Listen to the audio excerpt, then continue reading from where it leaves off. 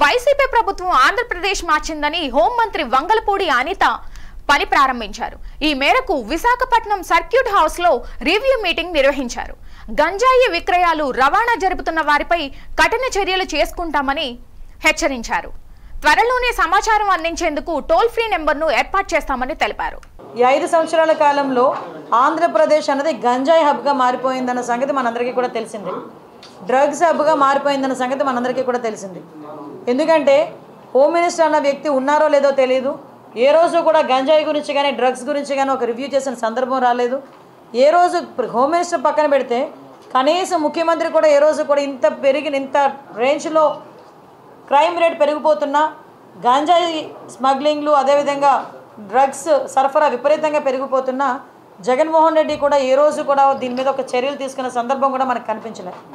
అయితే ఈరోజు ఒక రెస్పాన్సిబుల్ చీఫ్ మినిస్టర్గా చంద్రబాబు నాయుడు గారు కానీ, మంత్రులుగా ఉన్న మేం కానీ, ఎమ్మెల్యేస్గా ఉన్న మిగతా ఎమ్మెల్యేస్ కానీ ఈరోజు పర్టికులర్గా ముఖ్యంగా విశాఖపట్నం లాంటి ఒక బ్యూటిఫుల్ సిటీలో ఈ గంజాయి అన్న దాని మీద ఉక్కుపాదం మోపాలి అన్న కాన్సెప్ట్ మీద ఈరోజు మేము చర్యలు తీసుకోవడానికి సిద్ధపడ్డాం.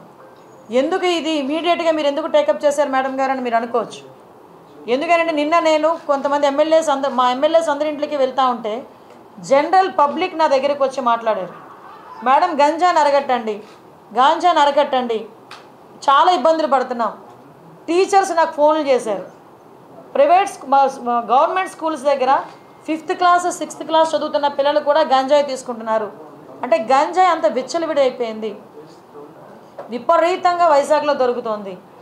ఒక ఎమ్మెల్యే స్థాయిలో ఉన్న ఒక వ్యక్తి ఏమని చెప్పాడంటే గంజా వైజాగ్లో ఈవినింగ్ పూట ఆఫ్టర్ 8 కొన్ని ప్లేసెస్కి వెళ్ళడానికి మేము భయపడుతున్నాం.